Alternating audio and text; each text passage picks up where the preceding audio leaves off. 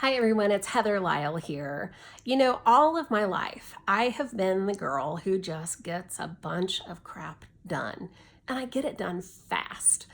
And when I say fast, I'm not talking about skipping over steps and not thinking things through. In fact, I think it's probably quite the opposite, actually. I just am the girl who moves fast and gets things done. It's maybe the way that I'm just hardwired or something, I don't know. But when working on projects or things that I need to pay attention to, I stop. I put down the phone, I put down my computer, and I really focus on the task at hand.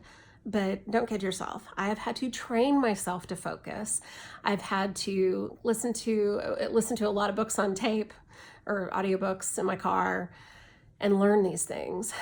But it's really helped me to become more productive and efficient over the years, that's for sure. Anymore, I don't apologize for moving fast and getting crap done. It's just who I am, and I'm learning as I'm a recovering people pleaser. I'm definitely learning to become more of the unapologetic me. But I'm leaning into what I do best, and that's getting crap done. And what do I mean by this? Y'all, I'm talking about productivity. I'm talking about making the most of the time that you have in order to achieve all the things that you want to achieve. I don't care if you're an at-home mom managing a house and kids and your partner or whatever, or you're a working mom and you're trying to balance all of those things and working too, for that matter. But one thing is for certain, time is a precious resource and it's limited, it's finite, and we have got to make the most of the time that we have. My husband tells me I get things done more than the average person, which I still have a hard time believing a little bit. But for the purpose of this video, we'll just assume that maybe that's the case.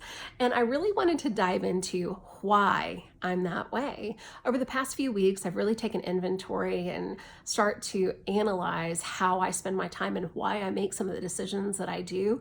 And I have a couple of things that I really want to be sharing with you. I've decided to make this a 3-part series, if you will. So to whet your appetite, I wanted to give you a general snapshot of what it is that I'm going to be talking about over the next few weeks. So first up, we've got batch your work and prioritizing, getting real about what's important versus urgent. Number 2, minimize your disruptions. Yep, you know what I mean. Social media, email all the time, all the buzzes and notifications that we all have. Number 3, make a plan. Make a plan for your day, for your life, whatever, but make a plan. So for today, we're going to be talking about batching your work and prioritizing. At work the other day, I only had 4 hours at the office and I had a lot of stuff to get done. And as I was preparing for my day, I was trying to be really intentional about how I was going to block and chunk out my time. I had 2 projects that had immediate items to address, and then I slotted some time for some thought work, for some future planning with some colleagues. So as soon as I got to the office, and y'all, I don't know about you, I did not used to be a morning person. It's definitely taken some getting used to over the past 20-something plus years, but I am a morning person these days. I just got to the office, I hunkered down and went to work on those items that needed my immediate attention. And that allowed me the time to be able to think freely and openly without feeling like I've got other things to go tend to.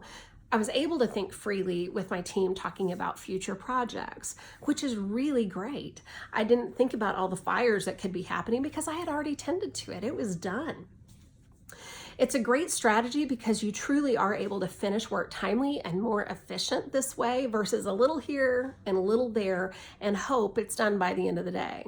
As John Maxwell says, hope is not a strategy, and he's absolutely accurate about that. So stop hoping for the best and start being mindful about what you can do and how you can utilize the time that you have. I do want to talk about prioritizing urgent versus important, and I'm going to read this to you. Former President Dwight D. Eisenhower once said, "I have 2 kinds of problems, the urgent and the important. The urgent are not important, and the important are never urgent." It's called the Eisenhower Principle, and it's said to be how he organized his time, his work, and priorities. In other words, what is the highest value of your time, and what do you need to be doing, spending good use of that time? Important activities have an outcome that leads to achieving goals. Urgent activities demand immediate attention and are usually associated with achieving someone else's goals. They're often the ones that we concentrate on, and they demand attention because the consequences of not adhering to that can sometimes be immediate. So folks, in your daily activities, get clear on what's urgent versus important.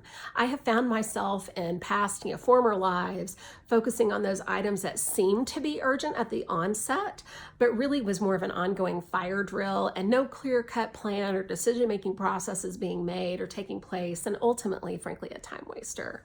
So I found a great John Maxwell podcast link that I'm going to put in my blog, and so I'll link that to you. And it's helpful when looking at what's urgent versus important. And I urge you to take a listen. It's just shy of 15 minutes.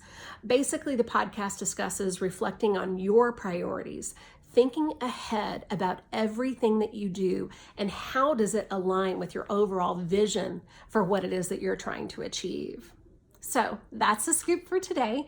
And next week, we'll be talking about minimizing your disruptions. So the social media suck and all things digital. We'll be chatting about that next week. So thank you so much for joining me. I'm so grateful that you spent a few minutes with me, and hopefully you learned something from it. And next week, we'll talk about minimizing disruptions. All right, thanks. Bye-bye.